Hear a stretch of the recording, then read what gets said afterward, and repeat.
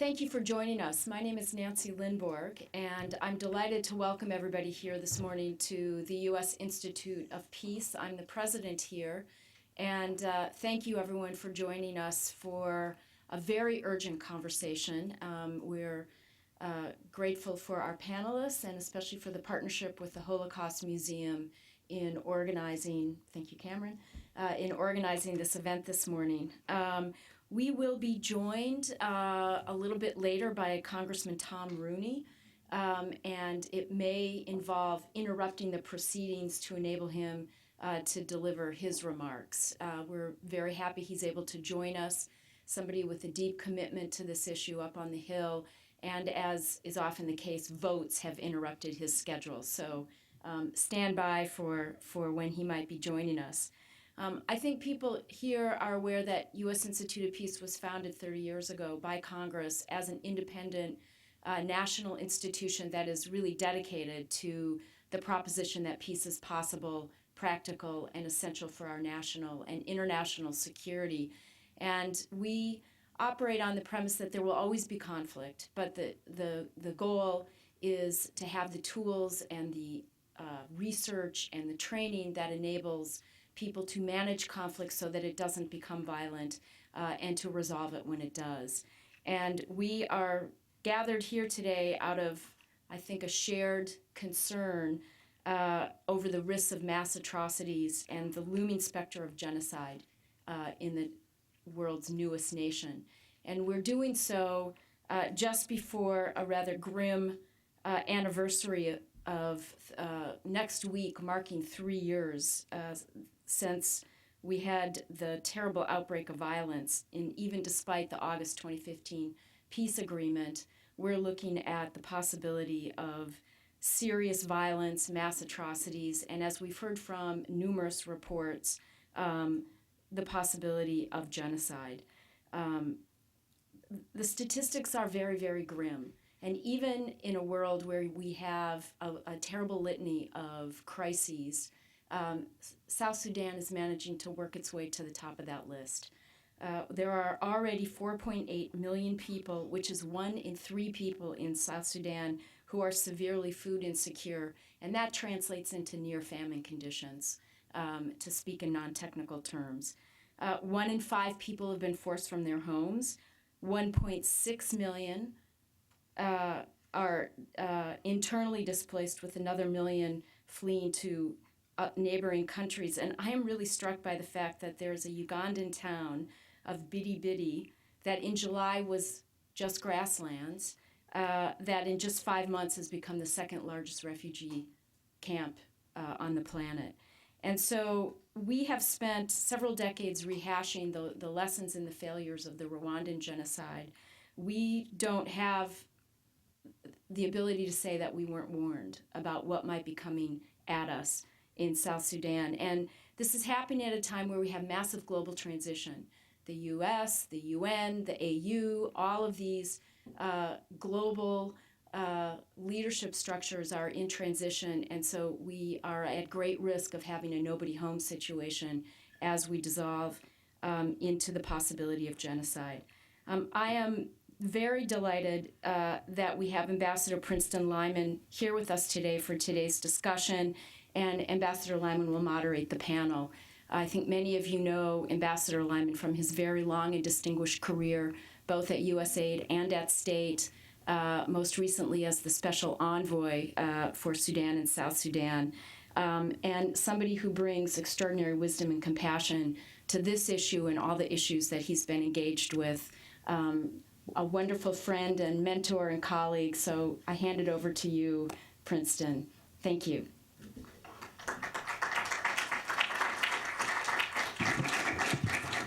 Thank you so much, Nancy, and thanks for your leadership, both here at the Institute in general, but also very much on this issue throughout this crisis period. I'm going to give very brief introductions to our excellent panel. These are people many of you know. They all have direct and long experience on the problems of South Sudan. Nancy has indicated just how urgent and critical this situation is, and we are going to try to look at both immediate responses and longer-term responses. Let me just say briefly, but these are very distinguished people on the panel, and I'm so grateful. We have Cameron Hudson. Cameron is the director of the Simon Scott Center for the Prevention of Genocide at the Holocaust Memorial Museum. He has years of work in the White House, in the office of the Special Envoy on Sudan, South Sudan. Cameron, thanks so much for being here. Peyton is a member of the panel of experts the UN panel of experts on South Sudan. The report of the panel of experts is a devastating report on the situation, and it's provided not only the UN but the international community generally with a very focused, detailed, and evidence-based account of the situation. We have Akshaya Kumar discussion. She is Deputy UN Director at UN Human Rights Watch, and Human Rights Watch has been monitoring this situation very closely, has issued a number of key reports on the situation there. Justin Lynch. Justin,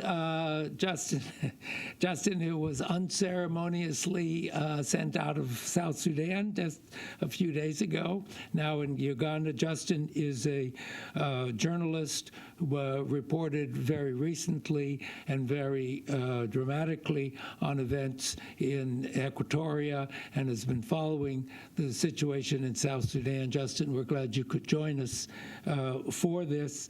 And then John Prendergast, who I think everybody knows, the founder of Enough, a long time and tireless advocate against mass atrocities, genocide, whether in Darfur, in South Sudan, DRC, or every other place in the world that this might arise. So thank you all for being part of this. And let me ask, if I can, to start with Peyton, if you would, and then Justin, just to give us a picture of what the situation is right now, and then we'll look at what might be done. Thank you, Princeton, and thanks to Nancy and USIP for hosting this event at such a critical time for South Sudan. I'll try to be as brief as possible because, as Princeton said, Justin just left South Sudan, so fresh from the field. I want to make sure he has time to give his perspective. But the panel of experts was established in June of 2015, and we've submitted a number of reports. As Princeton said, our most recent one was released publicly about a month ago, and I thought I would just outline 4 or 5 persistent trends that we've documented over the course of the last year and a half that have continued to exacerbate dramatically the situation in South Sudan. The first is that there is very clearly no meaningful political process anymore to address this brutal civil war. And so it's very clear across the board, and this includes all tribes and all of the protagonists, that there is no political pathway for addressing their grievances or ensuring their security, leaving them with only military recourse as their sole option, and that obviously ups the stakes of the war and of the overarching conflict. Excuse me.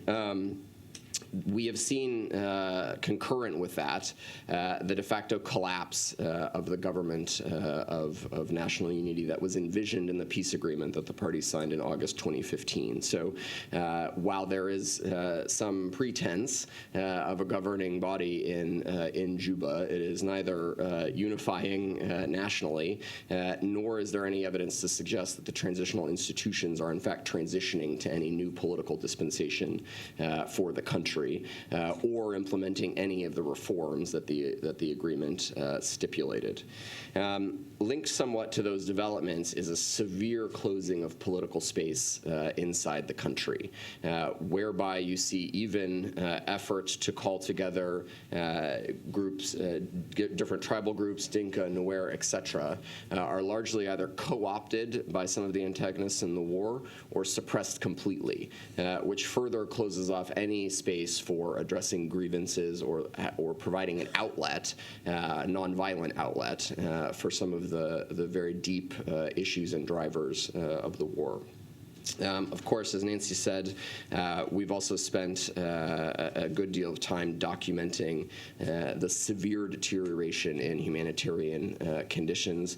The refugee outflows into Uganda in the last couple of months are indeed extraordinarily striking.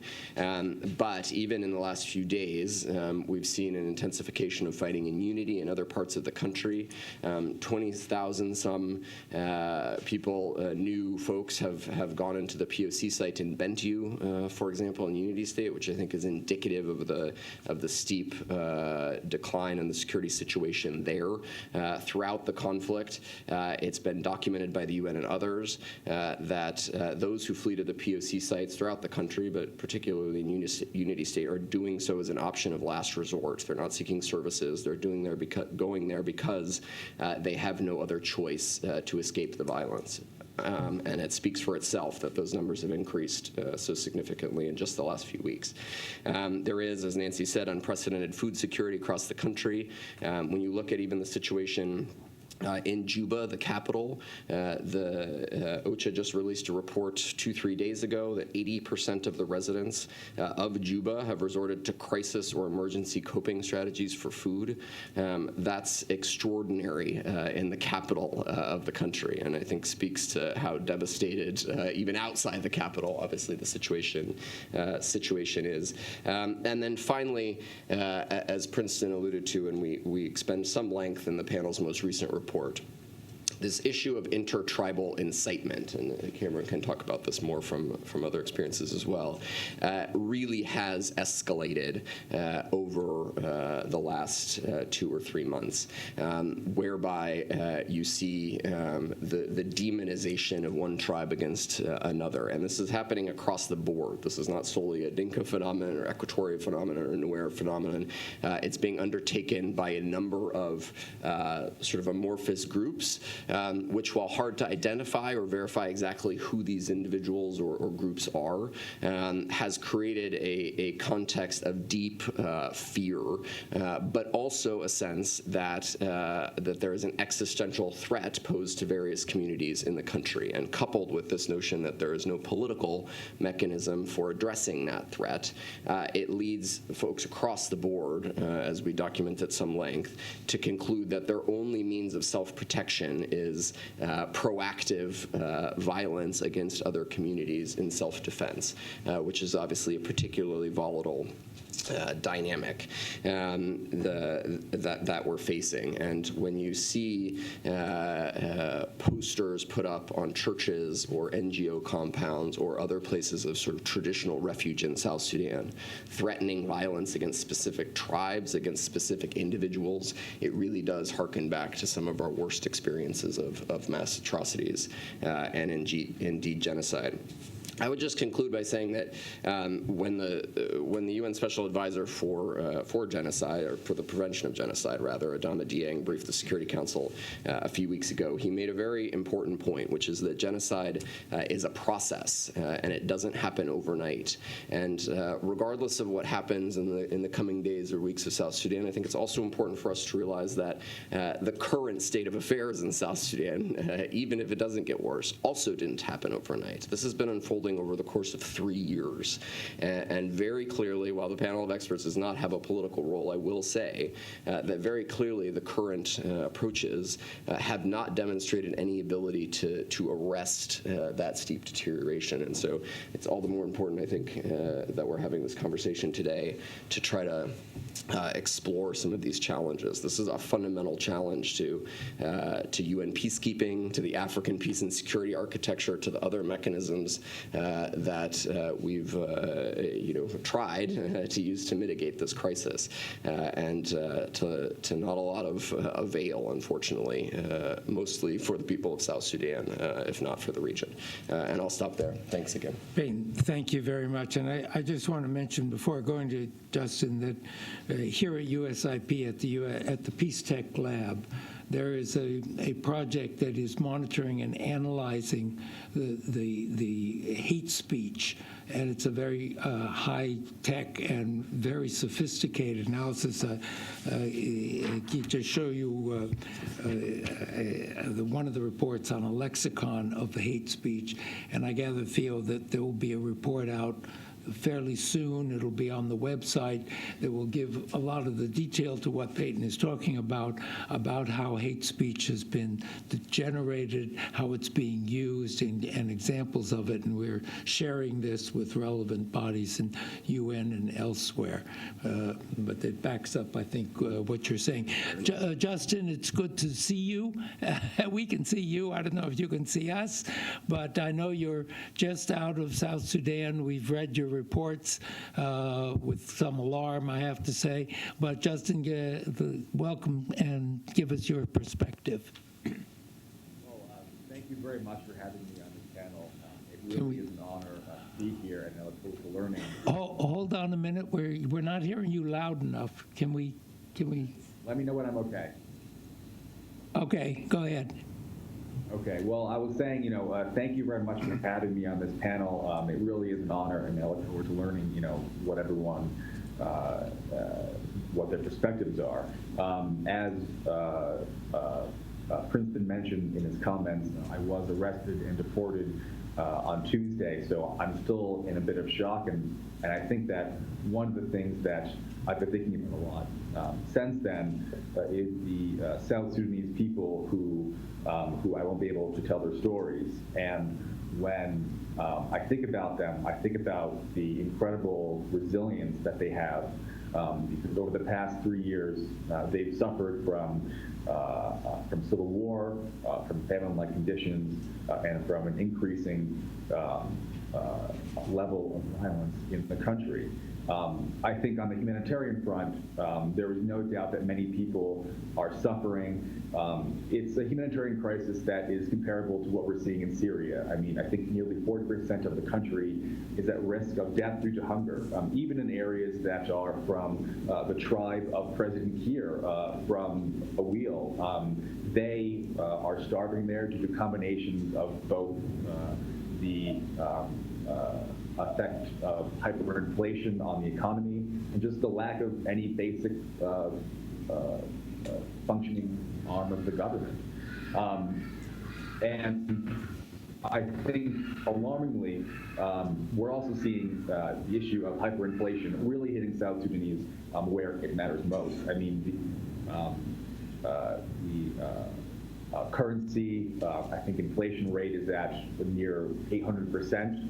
And that's, if you're a South Sudanese teacher and you're getting the same salary since December of last year, you can't live on that. If you're a police officer and you have an inflation rate of 800%, you can't, you can't live on that. And I think alarmingly, what we've seen since October is a real rise in hate speech. Hate speech not only, as Peyton mentioned, in the form of letters being left on compounds that depict John Rambo-like scenes in movies, but also on social media. We're seeing how Facebook and Twitter are being used to incite violence against particular ethnic groups. What's great about, I think, the timing of this event is that we are at the beginning of the dry season in South Sudan, and anyone who follows South Sudan knows that the dry season is when the fighting begins. And unfortunately, we're seeing all of the elements that this fighting is going to continue and intensify. Over the past months, we've seen a huge recruitment effort on behalf of both the government and the opposition to attract men, boys to their ranks. So I was talking with a couple of boys and young men in one of the UN displacement sites in Juba about 2 weeks ago, and they are being told, they are being forced to join the SPLA, and it's clear that both sides are gearing up for this offensive.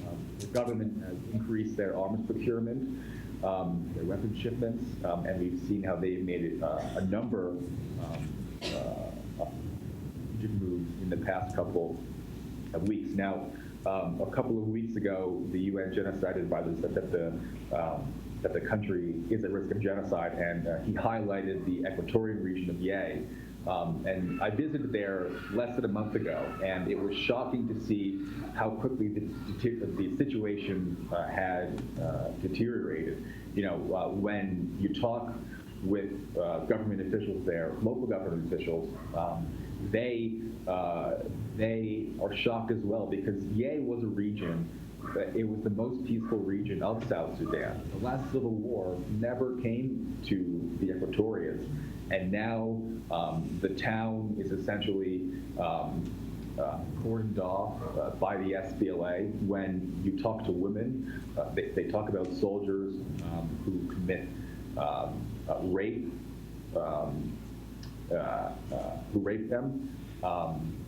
Civilians say that they can't leave the town, and they can't enter the town because both the government and the rebels have set up checkpoints, and they don't allow civilians to leave or to enter. And you know, I even spoke with a police officer who said that he and others were tasked with going to collect dead bodies that were found in the streets of Yei, and that the SPLA had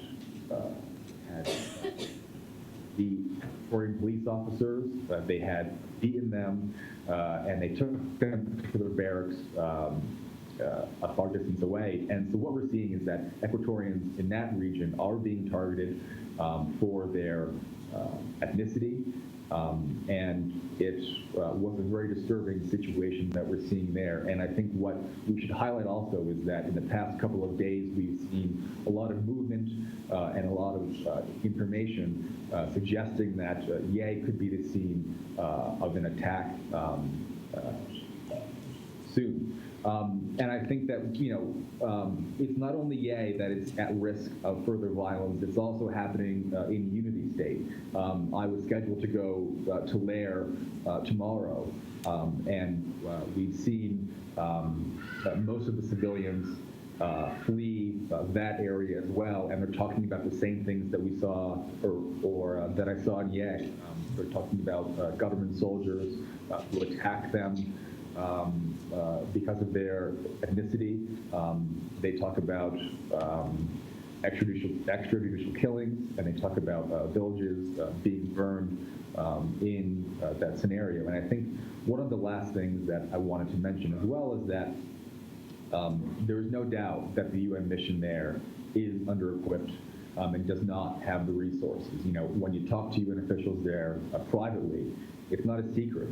The recent pullout of Kenyan peacekeepers has really affected the mission and their ability to respond to situations like Yei. You know, and they've been debating internally whether they can send peacekeepers to Yei to try and stop the violence. And they say that that they don't have enough resources and they don't have enough troops. And so it certainly is not a good recipe for what we're seeing in the country.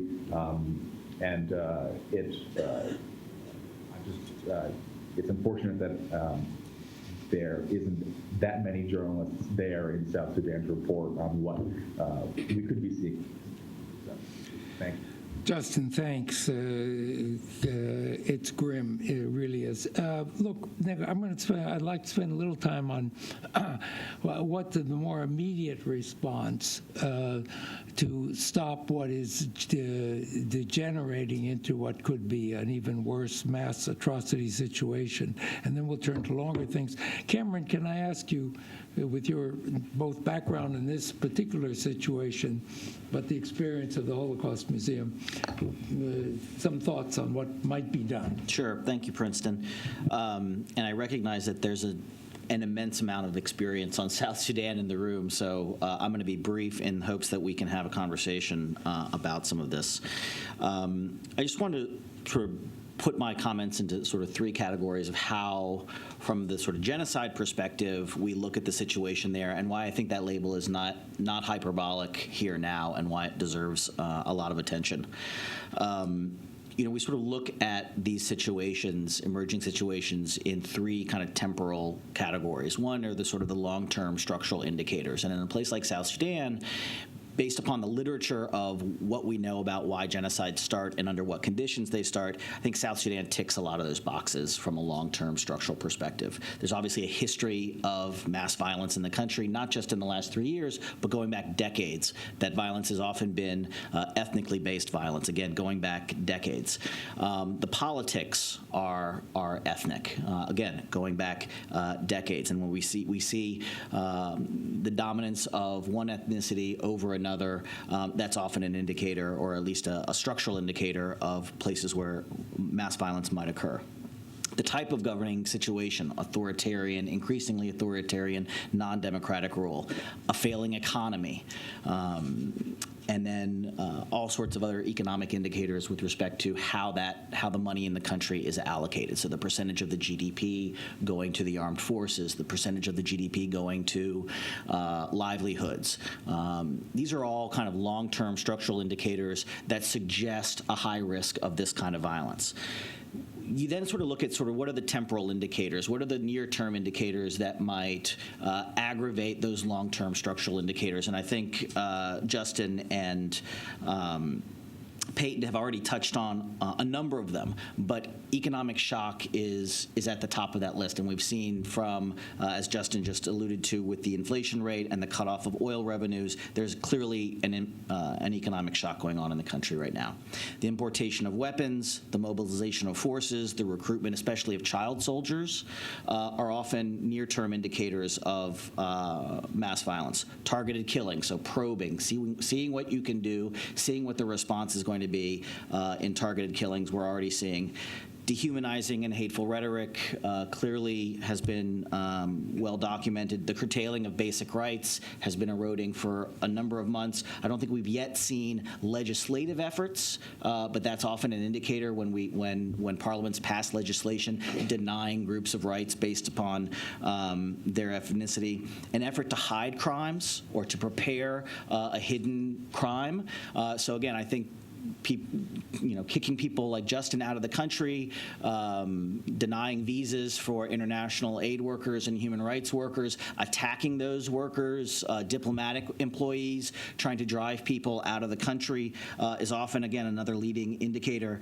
And then lastly, this idea of taking flight, and Peyton mentioned that, the huge numbers of refugees, people who are anticipating mass levels of violence, trying to get out of the way. And I would just cite one figure which I saw on Twitter, which is, of course, an unimpeachable source of information on these things, but that 86% of new refugees into Uganda were women or children. So the men are not leaving. So what are the men going to be doing? So I think the sort of last area that we would look at is what are the trigger scenarios that we need to be paying attention to. If we have these long-term and near-term indicators, which all point to mass violence, what's the trigger? What is the igniter that is going to set this kindling that's been stacked ablaze? And I think normally we would look at something like an election or a referendum, a kind of a political date on a calendar that we can plan against. We don't have that, obviously, in South Sudan right now. I want to put out a couple of what I think are triggers, and these are less defined on a calendar, but I think no less important that we need to be paying attention to right now because we're in that trigger moment, I think. Obviously, the dry season and the ability to move and mobilize and fight, we know that's a period when fighting occurs. But I think more importantly, it's this period of transition in Washington. People in South Sudan are incredibly plugged into what's going on here. They know we're not paying attention. They know an assistant secretary and a secretary of state have not been named. They know people are leaving these jobs. Same thing at the UN. The Secretary General leaving, the head of peacekeeping at the mission in Juba, the loss of the force commander, loss of the SRSG. At the AU, a new AU chairperson. So there's a huge vacuum across Africa, the international community, and certainly in Washington. And I'm leaving the sort of uprising in Europe and sort of political machinations there out of it. But that, of course, factors in, I think, very importantly. There's an anniversary of violence next week, the outbreak of violence 3 years ago. I'm not sure what that will, how that will play into the public psyche. And then lastly, I think the holidays have to factor into this. Diplomats will be leaving Juba. International workers will be leaving Juba. They'll be going home for the holidays, and there will be a vacuum. That's incredibly worrisome because I do think all of these things send a signal. If the signal is that the international community is not here, if the signal is the international community is not paying attention, it's preoccupied with other places and other things, then I think that will be interpreted, I hope not, but I think there's a risk that it could be interpreted as a green light. And especially if we see violence start to take hold and our mission, the U.S. Embassy, decides that for the safety and security of U.S. workers, we pull out. I think that would have catastrophic effect on the situation in South Sudan. And I hate to make sort of trite comparisons to places like Rwanda, but we saw in Rwanda the pull out of the international community in the first days of the genocide there, essentially green-lighting a genocide. Not only that, I think there are a number, I think most of the international aid community in Juba rely on U.S. evacuation plans to get them out. So if the U.S. leaves, everybody's going to leave. And I think that's deeply concerning. And so in a moment when I think the specter of Benghazi and Central African Republic, where we pulled out very early just a few years ago, when that hangs over this, I think we have to be incredibly vigilant. And I made the joke earlier, but I stand by it. We cancel Christmas in Juba for the diplomatic community. People need to stay there.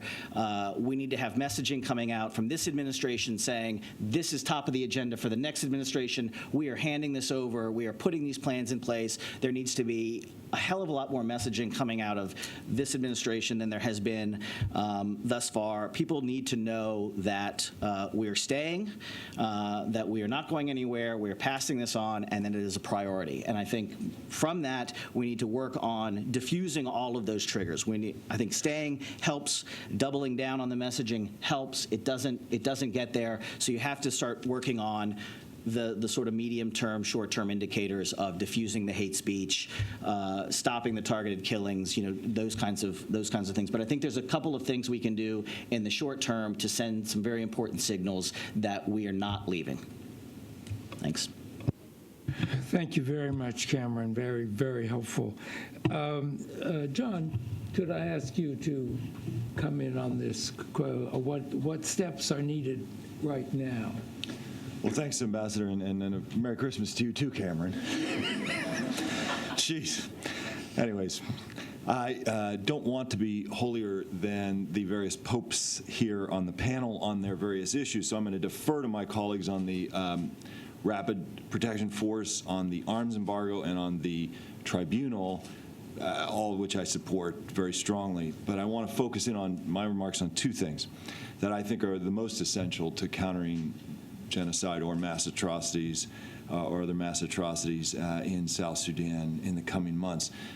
First, a major new diplomatic initiative, and second, the kind of leverage that would give a major new diplomatic initiative a chance. And before I dive into these points, I want to make a glass half full observation, because we don't want to walk out of here just totally broken by the analysis.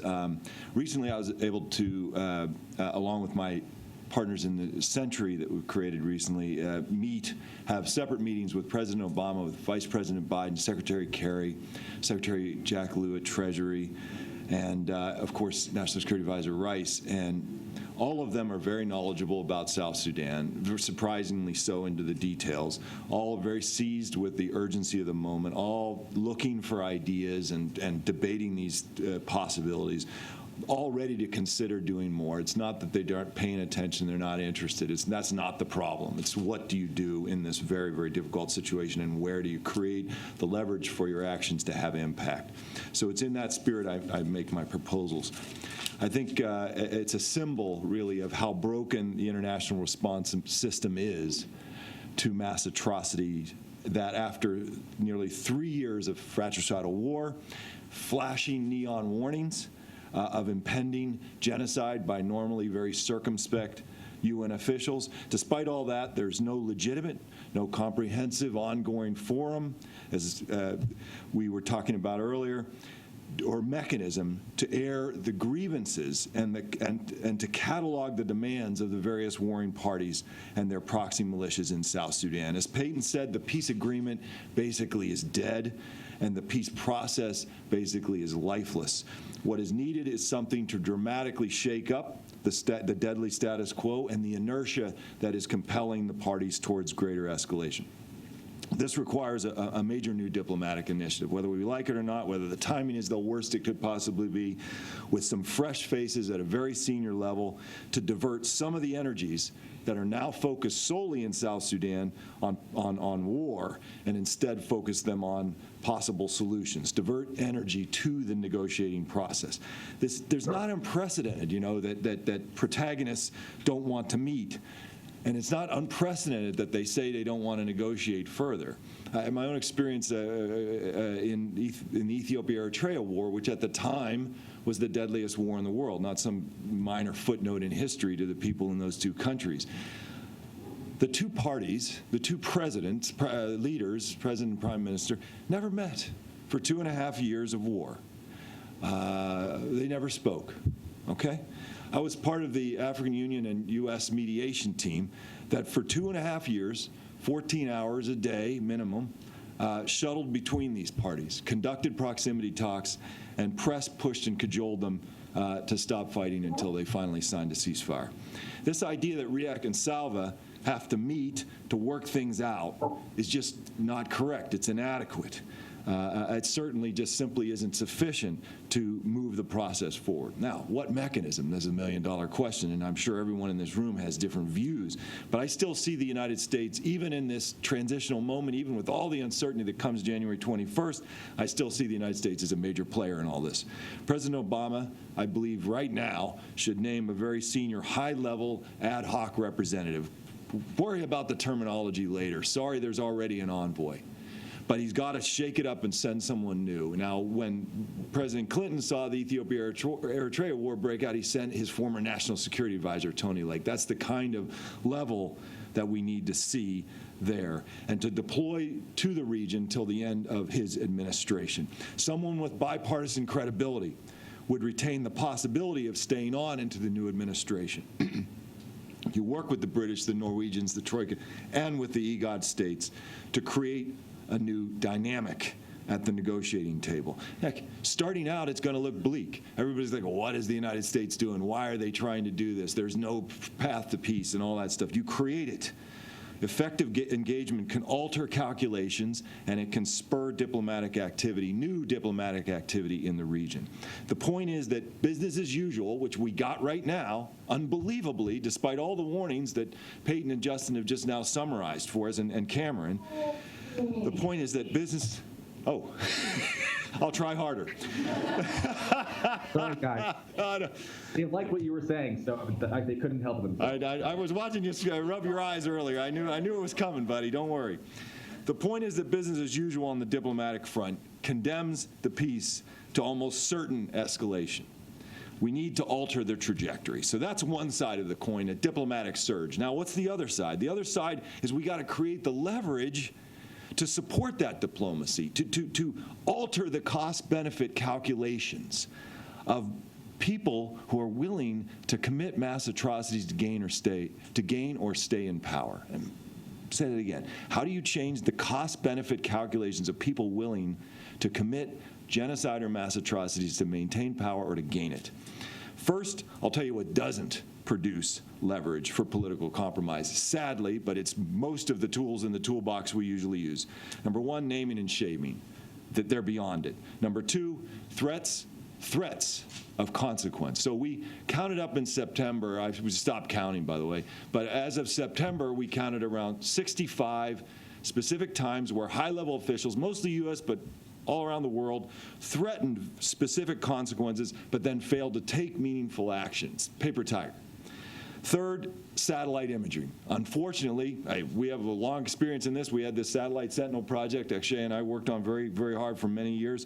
It exposed very specific crimes, connected the dots. As if it's not, though, connected to action, it's ignored. It's discounted.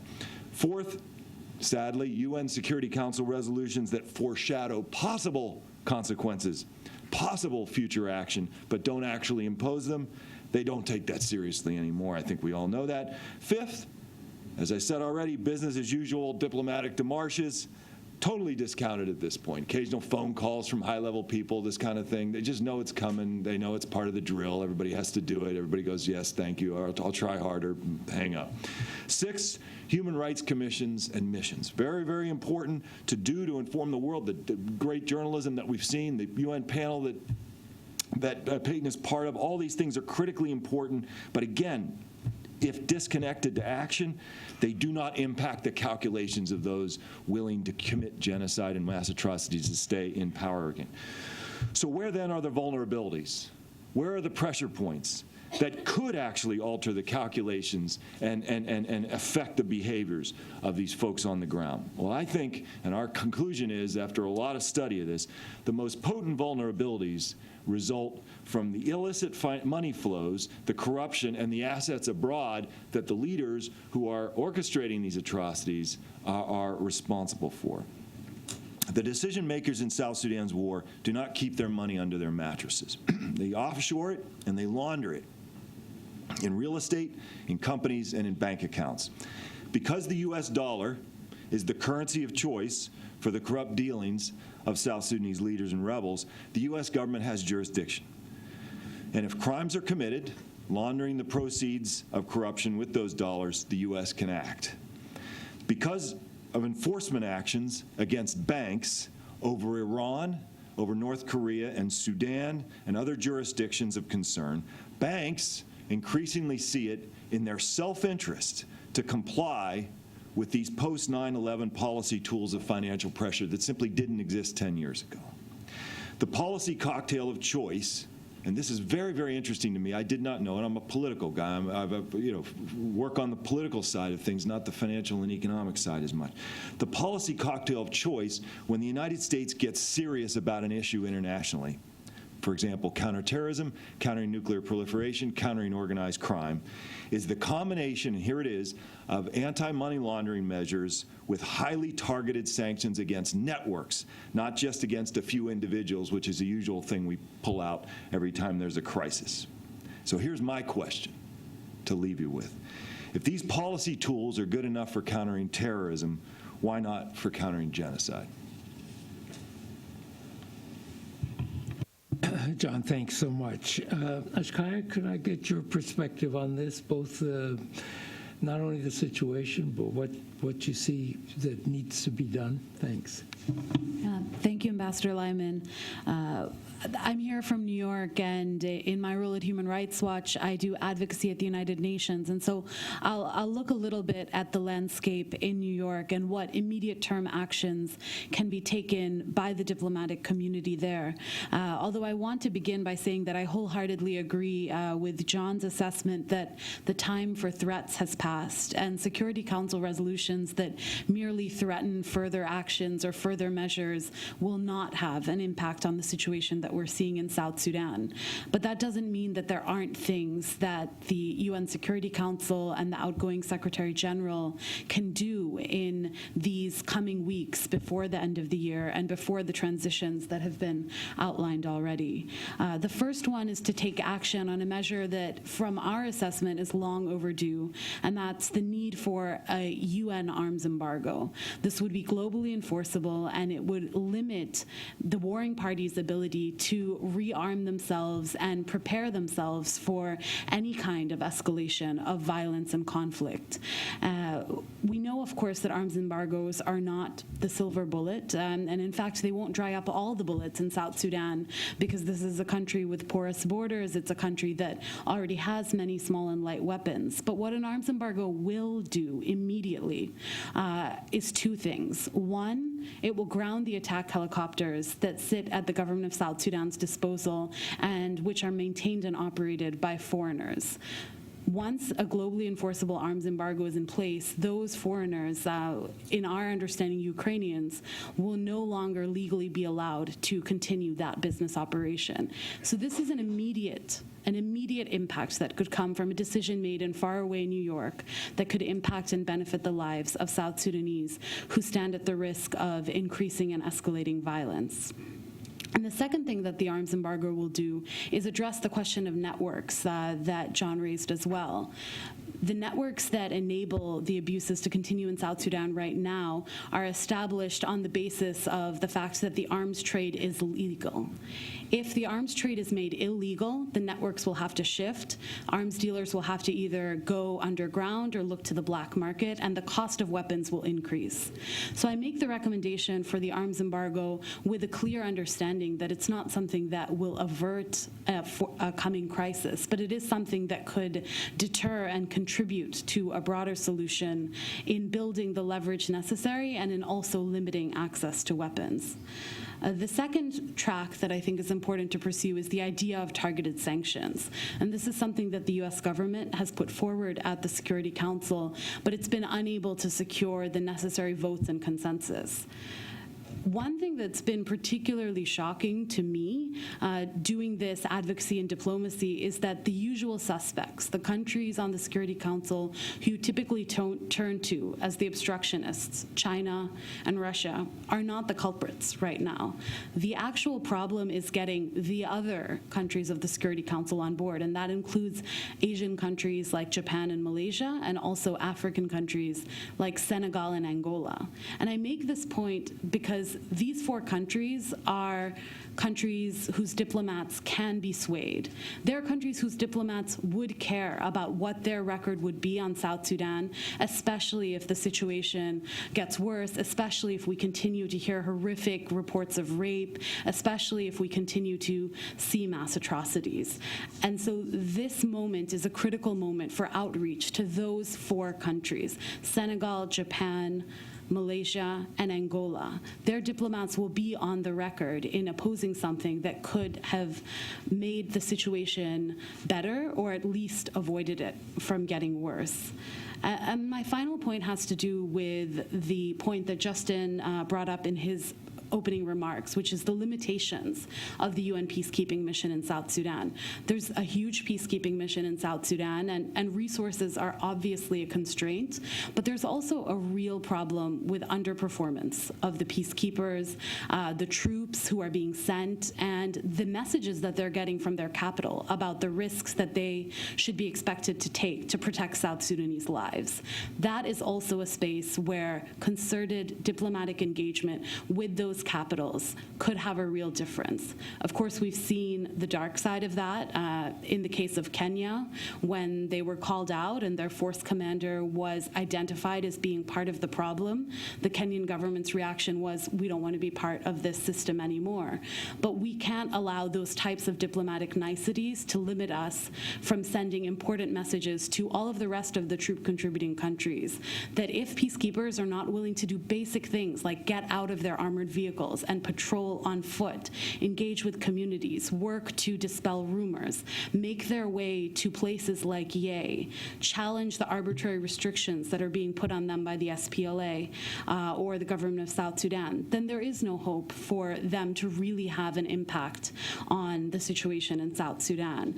And that's really critical. We can have as many peacekeepers as we want. We could add a regional protection force, but if they're not able to get out there and have an impact, impact, then we're not going to see the results. And the UN has already begun a process of making recommendations on how to improve itself. And so following through on that in the coming days will be critical.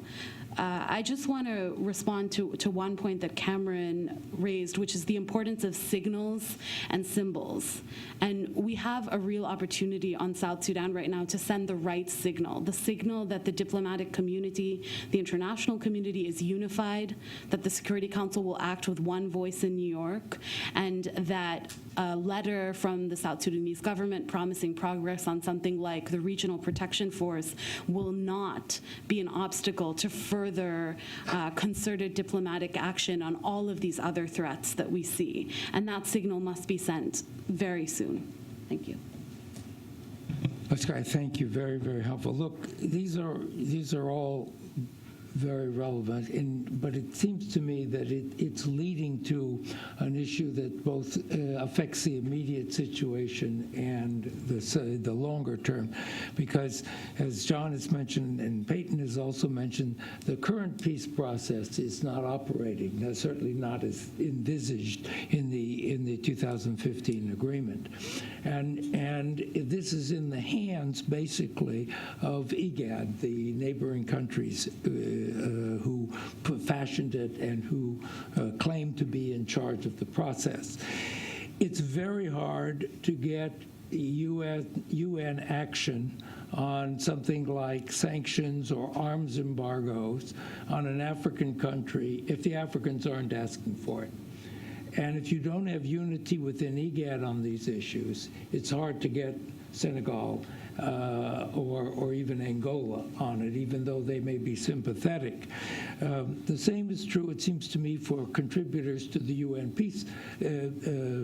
peacekeeping mission, and Japan is one of them, which is one of the reasons the Japanese are so worried, is that taking these actions will make it even more dangerous for their troops out there. So they're operating without a political framework to operate in. So my question then is, if much of this depends on the cooperation, the recognition, the realization, and the actions on the part of IGAD and the neighboring countries, how do we move from that? Because much of what we've talked about, and they're all very, very important, relevant things, about a UN arms embargo, about the U.S. Employing the more sophisticated network sanctions, and a number of other strong messaging, et cetera. But does that reach to the people who are running this so-called peace operation, and who, as neighbors, will really have to enforce anything we're talking about, including reshaping the peace process? So how do we get at that? How do we connect, in other words, the actions that the international community might take with the people on the ground who claim to be in charge of the peace process, IGAD? And I'd welcome ideas about that from anyone who has it. Open it up. I don't want to. Do you want to go, Peyton? No, please. Go ahead, John. I guess that I think these are sort of semi-permanent realities as opposed to surprising developments that, gee, IGAD countries have their own interests, and it often isn't peace. Gee, the United Nations Security Council is divided, and maybe we can't get this resolution this time if we don't use extraordinary measures. I mean, these are just the AU and the UN aren't probably going to contribute much in the way of diplomacy or shaking the status quo. These are just kind of normal, as opposed to, wow, what are we going to do now? And so as the U.S. sort of debates and discusses what it can do in the context of this normal situation, frankly, my very strong view is that going into the breach, despite those things, rather than hanging back and trying to be clever, quietly clever because of them, in itself can potentially change the dynamic.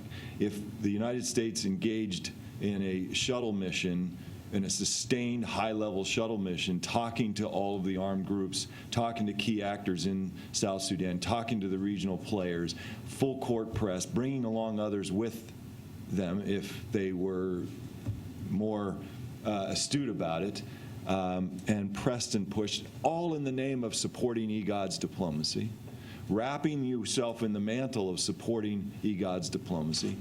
I have no doubt that there are people on the new team coming in who will be interested in making cases about why not bring some of these people to the United States. It may be too late for that in the Obama administration. Certainly we should have done it. And but I think that a high-level, deep engagement immediately now, very visible, very, very, very focused on talking to the various groups that are armed, that are damaging the future of South Sudan, and talking about is potentially a dynamic that could shock the EGOD mediation into more action. You see what I mean? And then on the other side of the coin, again, just kind of reiterating in a different way what I'm saying, nothing the United States does is going to be taken seriously if we're not actually moving on the pressures front.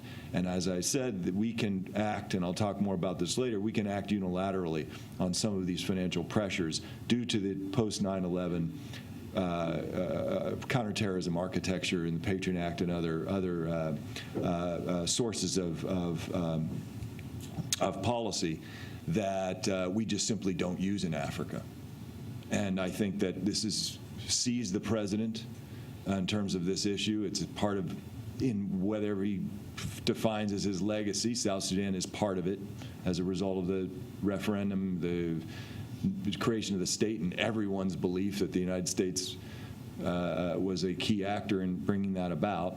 And so I do believe that using some of these very significant measures will put the United States diplomacy in a much different light in the eyes of the participants when we're starting to have a major reaction and a major impact on the calculations of people on the ground. They will, just like with the Sudanese to the north of them, just like with the Iranians, they are going to want to talk to us if we take some significant actions. Yeah, I mean, I very much take that point. I think, if we walk away from nothing today, I think it's important to know that while the human cost of the war in South Sudan may be akin to, at least for civilians, akin to what we're seeing in Syria, the geopolitical complexity is not anywhere near that. And while there are divisions within EGAD, and, in fact, there's supposed to be an EGAD summit, I think, later this week that may again be postponed, and there are challenges, this problem can be addressed. And it is not nearly as much of a pitched battle of regional interests like we see in the Middle East, and hence all the more reason and urgency for a political, a new political construct, I think, to be explored.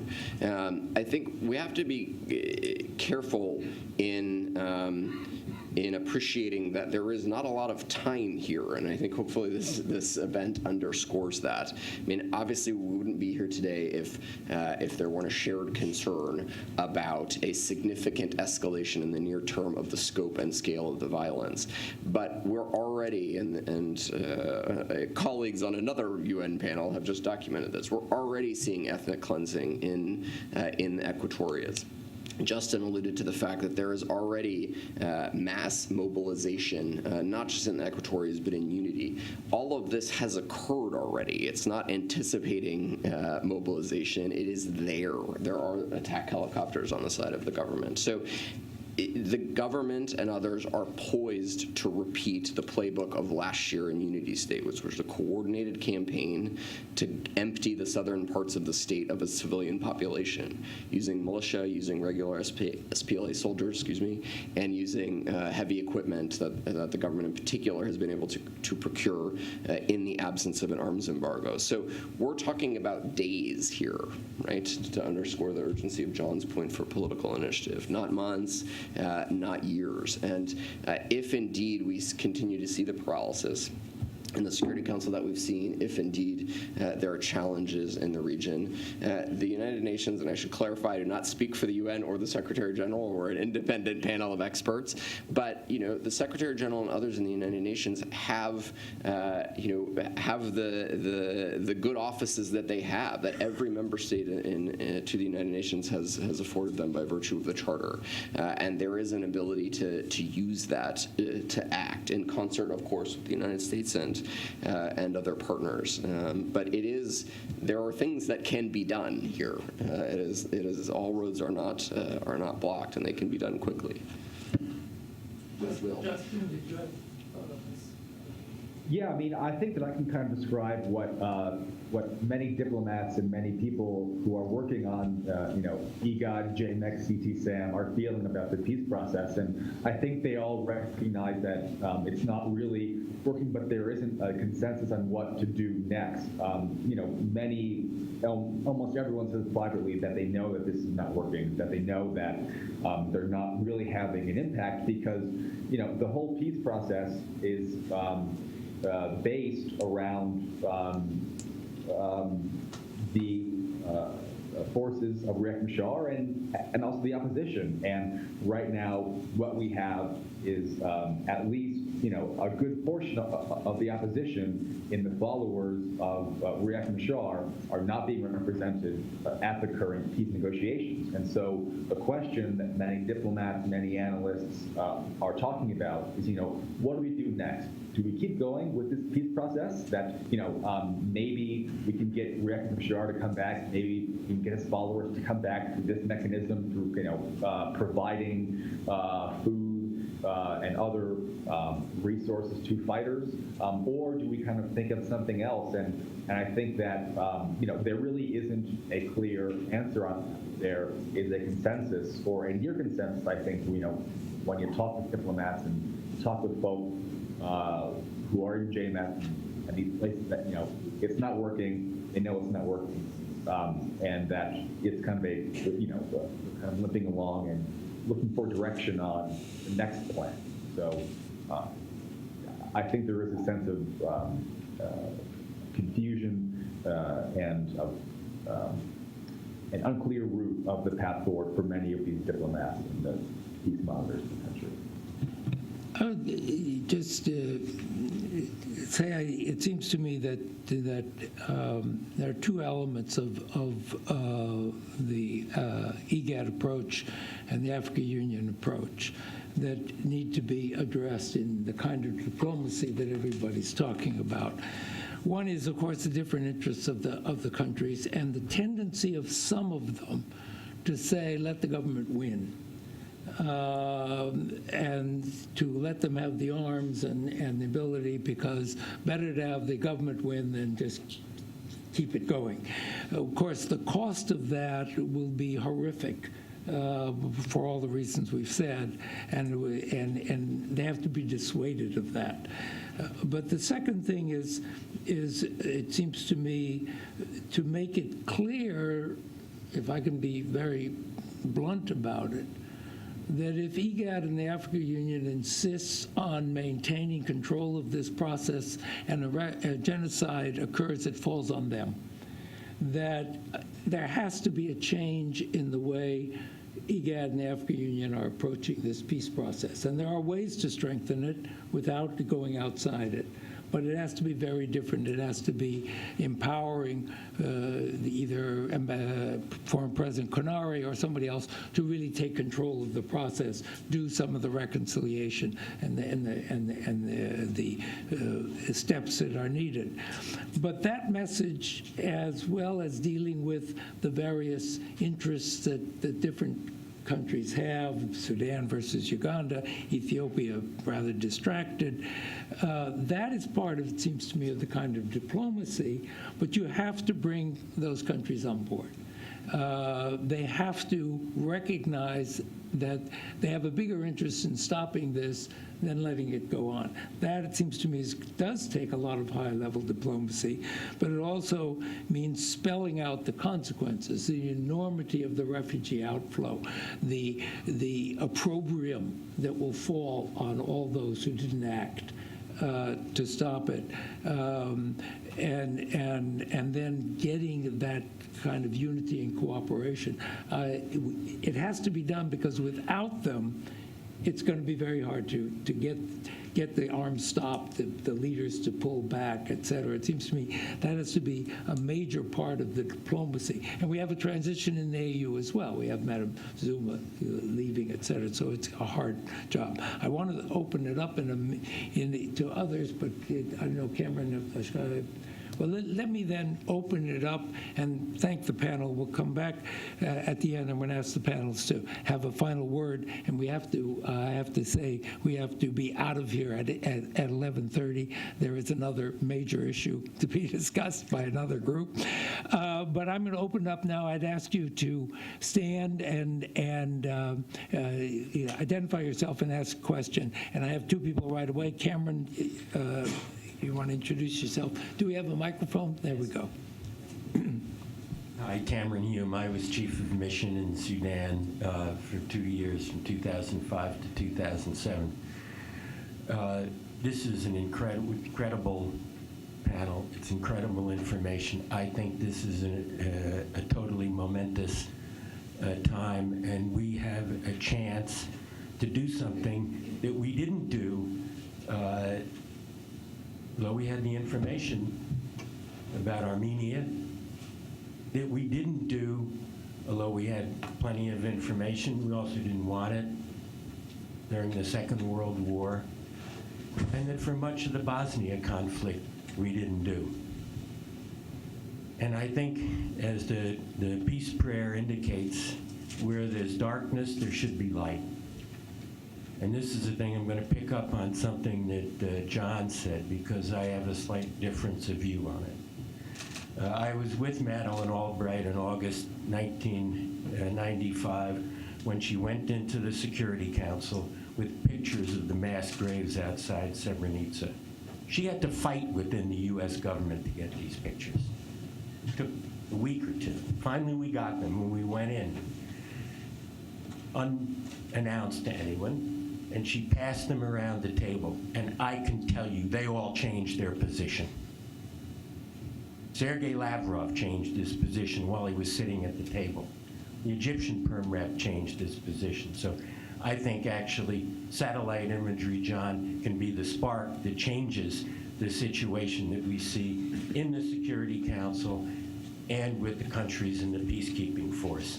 Certainly, if you go back and you think of Srebrenica, that opened the door for Dick Holbrooke and his diplomacy that ended the war. It certainly had major repercussions in the Netherlands and the way they looked at UN peacekeeping. And I can't believe that the Japanese would be any different than the Dutch were in that. Now, somebody has to make the argument to do it. But in the 20 years since then, one thing has really changed. Then we could only do this after the fact. And I'd say, incidentally, when I was in Sudan, also our ability to deal with the Khartoum on the genocide in Darfur was majorly changed by having pictures. And that also changed the position of the Africa Union leaders who wanted nothing to do with sending a peacekeeping force there, when we had the pictures and we said, this is what's going on. So the first thing I would do is I think our national security advisor in the United States did more to bring about South Sudan as a nation than any other country in the world except for the United States of America.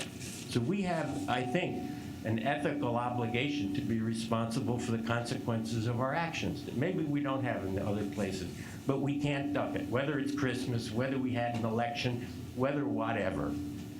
And the least we could do is we could turn on the lights. They have the drones in Africa. They can send the drones up. They can see as the dry season approaches who's going down the roadways in South Sudan. They can monitor it. And let's get a spark that changes the dreary, soggy nature, tired, worn-out nature of the international response. And I can just tell you from what I've seen and dealing with the end of the Bosnia War, dealing with the Darfur genocide, it's possible. And then we'll get to all of the things that John and the rest of you want to do. Thank you very much. Thanks, Cameron, very much. much. Stephen, you want to introduce yourself? And then I'm going to also have some questions from people webcasting. Thank you very much. My name is Stephen Quall. I'm a member of the opposition, and I participated in the negotiation of that RCS in Addis Ababa. I also participated in the implementation of the agreement. I was in the first team that when I met you, John, in Juba in March. I have been through all this. I met many of the American diplomats who participated also in the implementation process. The bad news I can give you, and you have articulated it all here, that the thing has defeated us. And it has defeated the agencies that we know, JMAC, CITISAM, and all of us who were in Juba. Salva Kiir has been in public record himself that this is an agreement that I cannot implement because it is an agreement that forced him to share power with so many other people in the country. Patent, you made my day by the comment that what is driving everybody to armed struggle in South Sudan is a lack of political space. And the whole world has seen it. The political, repression that you see in the country is the driving force behind the war. And you will see more war in this country called South Sudan. As long as Salva Kiir is getting away with all he's getting away with. Stephen, I'm going to ask you to be a little bit brief because we have a special guest. I want to bring your attention to three things that make it very difficult to find peace in South Sudan. One is these palaces of African problem, African solutions. And whenever we talk of conflict resolution, we think the regions will do something. The bad news I know is they will not do anything. The other palaces is the sovereignty of the Republic of South Sudan, which our dictators want to arrogate to themselves to create obstacle to the conflict resolution. What I can tell you on behalf of all the people of South Sudan is that we have lost hope on the international community because international community pushed us to Juba to risk our lives, and when the government cracked down on us, nobody came to our rescue. Stephen, I appreciate that. Thanks very much. I'm going to make a moment. We have a very important guest that has arrived, and then I'll get back to what Congressman, we're delighted to have you here. Nancy? Yes, as promised, we're delighted to have Congressman Tom Rooney here. Congressman Rooney was just elected to his 5th term in the House of Representatives. He's a member of the House State Foreign Ops Appropriations Subcommittee, and very importantly, he co-chairs the bipartisan Sudan and South Sudan caucus. And so, as we've been talking about, it's critical that we have sustained attention on this issue. Congressional attention will be very important. And we are delighted and very grateful, Congressman, that you were able to leave a very busy schedule of votes to come and share your views and your insights and hear your voice on this very important issue. So please join me in welcoming Congressman Rooney.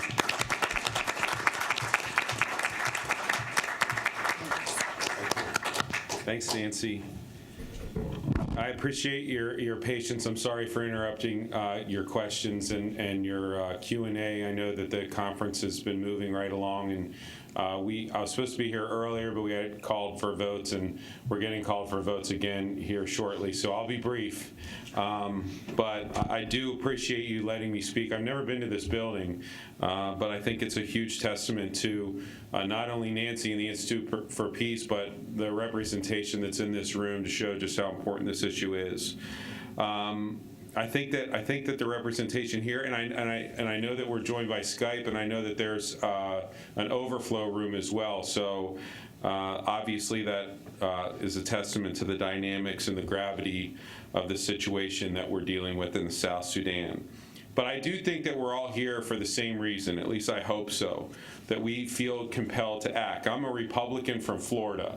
I can tell you that there's probably no constituents in my district that know anything about the South Sudan or care about the South Sudan. I was actually brought to come to understand this issue and get involved in this issue because of my cousin, who's an actress named Rooney Mara, who's done a lot of work in Africa and sort of got me interested in this. And then my staff and being on the State and Foreign Ops Committee got very involved in this issue and with regard to whether or not we could be of real assistance on our committee in trying to end this brutal civil war. I know that there's a lot of you in this room that have worked very hard over the past 3 years for both diplomatic and political solutions to this conflict, and I'm sure that many of you helped craft the peace agreement that by all measures has been completely rejected by the country's leaders. The United States has committed so much energy, and I can speak to the financial support that we've tried to give the people of South Sudan and to give them a glimmer of hope. On the one hand, it's encouraging that South Sudan has a strong bipartisan group of champions both on and off Capitol Hill, again, as evidenced by this crowd and the work that we've done on our committee. But on the other hand, it's unacceptable that we've all failed to join forces and take collective action to mitigate the scale of the violence in the South Sudan. It's not easy being a member of a committee when we are dealing with all the problems that we're dealing with in this country, to try to get the money appropriated to do the right thing in the South Sudan, with constituents who really don't care about the South Sudan. I'm not going to lie to you. And that's why I brought this up before. It makes it very difficult to make this argument that this is an important issue, but we all know that it is in this room. When we can't get the cooperation of the leadership, it makes it very difficult to keep going back to my constituents to try to make the argument that their tax dollars are being well spent. So that's why I think that the time now is vital. We're going into a new administration, but we do have a bipartisan energy on the State and Foreign Ops Committee, on the Foreign Relations Committee to try to solve this problem. But words aren't enough to stop the raping, starvation, brutalization, murdering of thousands upon thousands of people. The members of the South Sudan caucus, of which I'm on, and many committee leaders have been calling for the administration and the UN Security Council to impose an arms embargo on South Sudan for over 2 years. What I cannot grasp, and I've said this on committee numerous times, is that why this has not happened yet. I do not understand why, when we know that the government is spending whatever money it can scrounge up not to feed its starving people, but to purchase attack helicopters, armored vehicles, and arms to kill its own people.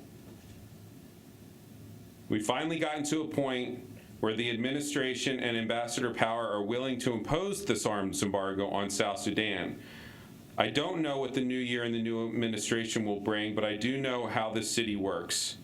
And we don't have to wait, we don't have the time to wait and see. In the coming months, things are only going to get worse. And we need to use this political capital now. I know that there's different dynamics that Samantha Power is dealing with, but we need to act. We have the responsibility to show the leaders of South Sudan that their behavior does not put them on an equal standing with the rest of the world. I am circulating a congressional letter to the members of the UN Security Council urging their support of an arms embargo to avert genocide in South Sudan. We have undeniable evidence of a catastrophic unfolding and historical history will not excuse our inaction. I thank you for giving me the time today. I appreciate all you being here. I appreciate you letting me interrupt your conference to come here. I hope that we can continue to work together in the future. I know that some of you in this room have worked with my staff, Jessica Moore and Sarah Calloway, who's here. Please continue to do that, not only with my staff The one way to help really get things done on Capitol Hill, especially with an issue like this that might not be as in the forefront of the newspapers, is to make sure that you are involved with our staffs on the committees, to make sure that when we move forward with our appropriations process, we're spending the money the right way, it's getting to the right places, and the people on the committees that are going to exact change, I'm not just talking about Republicans, I'm talking about Democrats as well, that this is important enough for you to spend your time walking the halls of Congress to get up there and express your point of view. If you don't do that, nothing is going to happen. If you just think that this is going to happen because it's the right thing to do, I'm telling you, you're wrong. You have to work the halls of Congress. You have to go up there and meet with the staff members of the State and Foreign Ops Appropriations Subcommittee on Appropriations, the Foreign Relations Committee in the House, and then also on the Senate side. If you do that, and if you make your arguments imperative that we do not drop the ball in this next administration, we can at least give the South Sudan the resources that they need to be able to maybe have a glimmer of hope to move forward. If we don't, then it's just not going to happen, and we're all wasting our time here today, and I don't think any of you want that. So it's been a pleasure to be here with you all. Again, thank you, Nancy, for letting me come here today, and I appreciate all that you all are doing. Thanks very much. Thank you very much.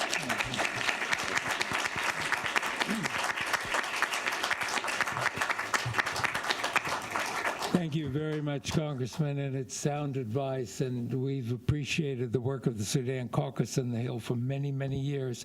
I'm going to take just a couple more questions. I have one that I'm going to come back to the staff from our webcast people about what is going on. We talked a lot about top-down diplomacy. What's going on the ground, grassroots, civil society? Is there any sources of resistance going on at that level? Justin, you may be able to talk to this or others as well. Let me take a couple more comments and questions. Mr. Matzner, please. Good morning, everybody.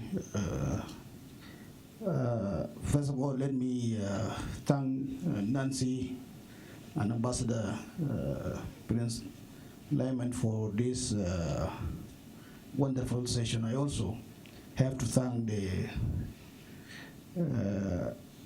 our colleagues here on the podium. I will not talk long because there are a lot of people who are throwing in some questions. I will just make my little comments.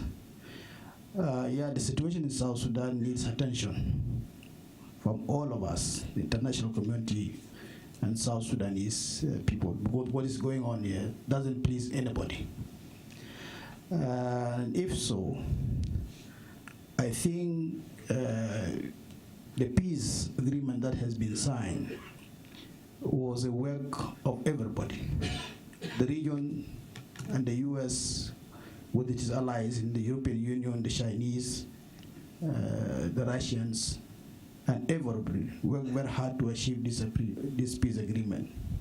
And I think it is only the peace agreement, if it is supported internationally and regionally, as you all say, that will save the country. Other than that, it's going to be bad for the country. And then the international community will come in with a very big bill trying to save the situation. So I agree with John when he said that diplomacy has to be step up. Yes, the region might be busy with other problems. Every country in the region has its own problems. But the United States has a leverage, as all of you mentioned here. The Republicans supported the CPA, and they brought the CPA. The Democrats supported the referendum. President Obama and his team brought the independence. I agree. The South Sudanese also paid high price to get this country. So we need also to support diplomacy.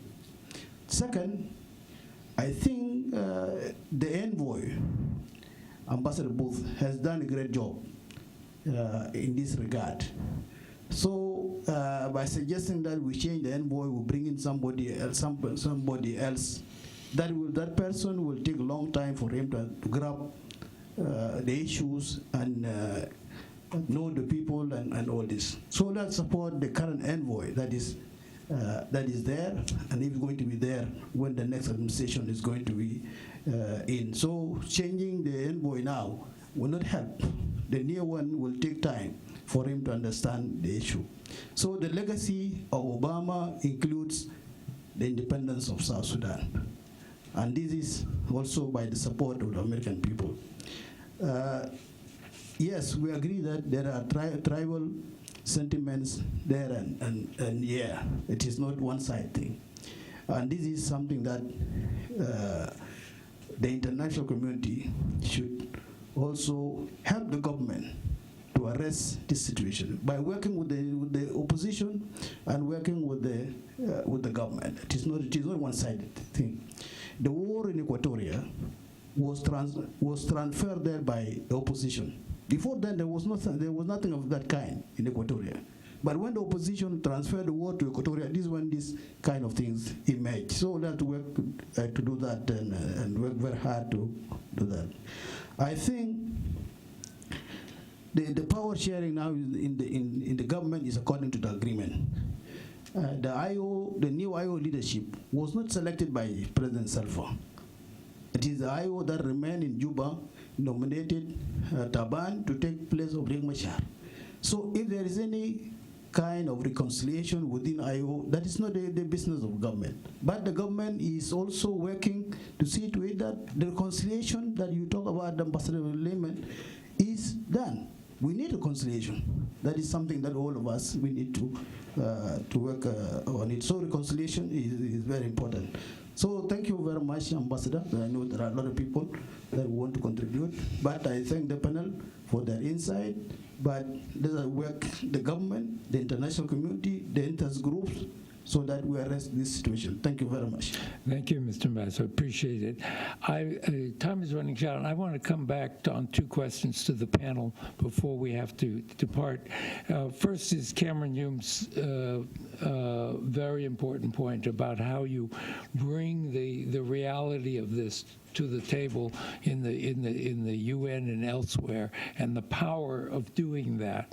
Second, the question that raised by one of our webcast people about to what degree is our grassroots and community efforts underway to counter this tendency toward ethnic warfare. Can that be strengthened, or are they being undermined? So I'll let you, Justin, let me ask you to start. Pick up that last one in particular, if you can. Yeah, I mean, that in particular, in terms of civil society, all of their efforts are being undermined, unfortunately. You know, what we're seeing is a political problem, and we have to, I think, address that one way or the other. But I think that one of the voices that should be elevated are women's groups in the country. I remember being in EA in April, and they were the only ones who were able to speak out because they had kind of a separate role in society, and they had this, they had kind of a history of being able to cut across tribal lines, ethnic lines, and I think that under the peace deal, women's groups had an important part, but they've been given token acknowledgement and basically pushed aside by diplomats. And I think one of the most interesting suggestions is one that the UN Human Rights Commission made when they visited 2 weeks ago, and they said, look, I think that we should have women from these displacement camps come and sit in on these high-level meetings, because I think that could give a sense of what's really happening on the ground that I think we're all missing. I struggle with that, to really kind of tell the story of civilians. I'll make 3 quick points also about kind of recommendations that we can do. With the U.S. at the UN Security Council, we are past the time of creating options to walk this back. And I think we have to be now talking about playing defense. And we have to, I think there is a need for the U.S. to push to raise the limit for peacekeepers in the country and push for the RPF. There just isn't enough troops there.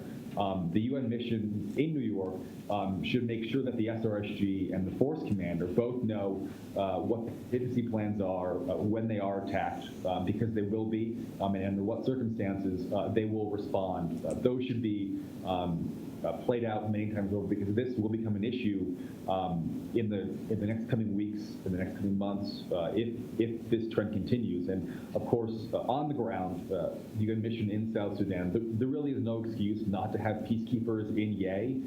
We've highlighted it as a risk for genocide, and peacekeepers should be more aggressive in Lair, another troubled spot. And I think that every peacekeeper should know exactly under the circumstances that they can use force.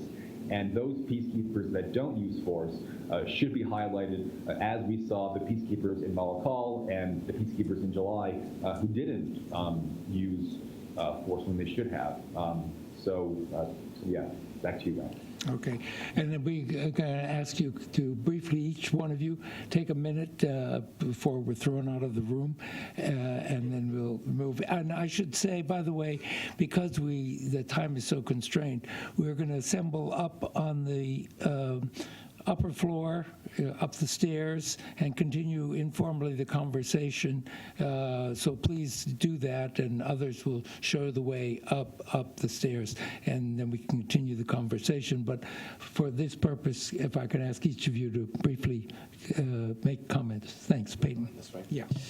I'll just pick up briefly on a point that Justin made, and I think one of the things that we've learned, I think, for through several decades of experience with peacekeeping and with development and humanitarian interventions is they can't succeed unless there's a workable political framework for them to do so.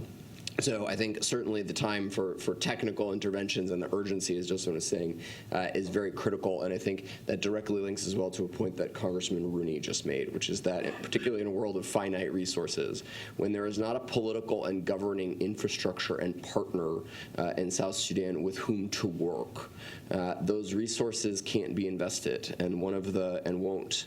And one of the most consistent responses the panel has received to its report from donor governments is precisely that. Why would we continue to invest money in a political process, in a political infrastructure, in a governing framework that is not yielding results, and to the contrary is leading to the continued predations against the people of South Sudan? And so I think it's a fundamental question that needs to be answered both on the peacekeeping front and on the assistance front. And finally, I think I would just underscore that there's never going to be a moment, as Cameron said, where you just sort of say, and now the genocide has begun. And it's important. I think we've gotten ourselves to a position where we think, if Juba is stable, then the real violence hasn't kicked off. The real violence has kicked off. It may not have reached Juba yet, but in the Equatorians, in Unity, and elsewhere, our threshold for declaring the moment is now is not just about the capital. That's not where most South Sudanese live, and it's not, even if it's not the epicenter of the violence at the moment, it's not necessarily indicative of what most South Sudanese are experiencing. So thank you again. Thanks. Cameron? So just to wrap up and actually borrow from what Ambassador Hume said earlier, I think we cannot wait for a Srebrenica moment in South Sudan. The Srebrenica moment was the failure of UN peacekeeping, and it took it more than a decade to recover from that. What ended that war was the combination of diplomacy and military power. There was an agreement that there were safe zones. Those safe zones were violated repeatedly. And so we've seen similar instances in South Sudan. So it begs for the formula, I think, that John has helped to lay out, which is this idea of robust diplomacy backed up by very real and robust, not just the threat of force, but potential force. And I don't mean military force. There's lots of different kinds of force, and we've talked about it here today. Hearing Congressman Rooney, I'm asking myself, why isn't there a CODEL going to Juba? before the end of the year, because there will be a transition in our government, but there's going to be a lot of continuity within the Congress. And so I'll say on the record now that I would sponsor that CODEL to Juba, because I think it's incredibly important, again, that we not allow there to be a vacuum. And of all the ideas that have been put on the stage here today, I think we have to do all of them at the same time. I think we can't think of these things as one-offs or as some kind of sequence. We need to start all of them immediately and with great urgency. So thank you. Yes, Scott, please. I wanted to amplify what Peyton said, which is that the real violence has kicked off. And the sad reality in South Sudan is that's not just the fact of the past few weeks, it's actually the reality of the past 3 years. Human Rights Watch has, over the course of the past 3 years, and actually in the long war before, documented serious war crimes and acts that would amount to crimes against humanity. And all of this has occurred in an incredible vacuum of impunity, a lack of justice, and accountability. And so when coming to the question of what those folks at the grassroots have been asking for, and they ask for it consistently, is an opportunity to have their stories heard and to see perpetrators brought to justice. And when President Obama is considering his legacy, I think one last element is the one element of the peace deal that we can't afford to let go of, and that's the hybrid court for South Sudan, which includes a pledge from the government side, the opposition side, the African Union side, and the international community to come and step into that gap and give South Sudanese victims the chance to have their day in court. And we can't forget the importance of that as well. Thanks very much. And John, please. 4 points, very quick. First, Ambassador Hume, if I had my glasses on, I would have known you're there, and I would have said that he should send you as the envoy. I'll never forget our work together with Ambassador Holbrooke back in the day. I agree. If satellite imagery is actually connected to a major push, then it's extremely effective. If you just throw it out there and say, gee, isn't this bad? Somebody should do something. That's what I'm talking about. Is completely irrelevant. Second, the ambassador's point, I just want to clarify, I don't mean changing the envoy. I think Ambassador Booth needs to continue to work and do his work.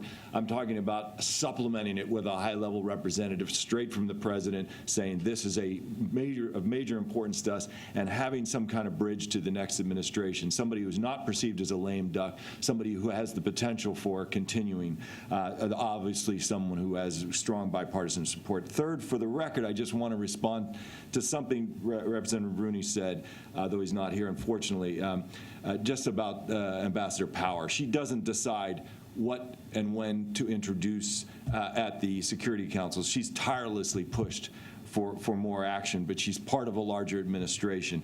I was best man at her wedding, and that makes me the honor attendant, so I have to defend her honor when it's a question. I'm not saying that Representative Rooney did that, but it is a common refrain one hears that why isn't she doing this? And well, because there's a president, it turns out. Fourth, speaking of that president, this is, I truly, truly believe, and it's the L word's been used a few times, that this is a legacy issue. Certainly in 1994, no American would have thought that the thing that haunted and mattered most to President Clinton after his presidency was 100 days that took place in Rwanda, but it is to this day. And so I do think that if things happen and it isn't addressed, this will be something that very similar for this president. You think about how President Obama was instrumental in establishing the Atrocities Prevention Board. I think about, as a senator, how much of an advocate he was against the genocide in Darfur. I think about how he's been so deeply involved in discussions around atrocities. I've had a number of chances to meet with him during his presidency, and how knowledgeable he is about these things. His diplomacy was key, and I think Ambassador Lyman can confirm this, because Princeton was deeply involved in it as well, but his president's diplomacy was key in September 2010 and throughout the end of that year in ensuring that a peaceful referendum occurred, so that the will of the South Sudanese, not so that the United States could support independence in South Sudan, so that the will of the South Sudanese people could be realized. That was always U.S. policy. I don't know why people completely misrepresent what the United States and what many of the activists were pushing for. We were pushing for a chance for the South Sudanese people to determine their future. And I think, given all that, it is time for President Obama to act. Thank you. Well, thank you. Thanks to all the panel. I apologize we didn't have more time for Q&A's discussions here, but as I said, if we can, those who would like to, we'll continue informally upstairs and people will show the way. But I want to thank the panel. I want to thank Nancy very much for leading this effort, and for Congressman Rooney, who has left already, but for all of you attending, all of you concerned, thank you very much. We're going to continue to all work on this, and we'll be focusing on it for some time to come. Thank you again. Thank you very much. Thank you. Thank you. Thank you.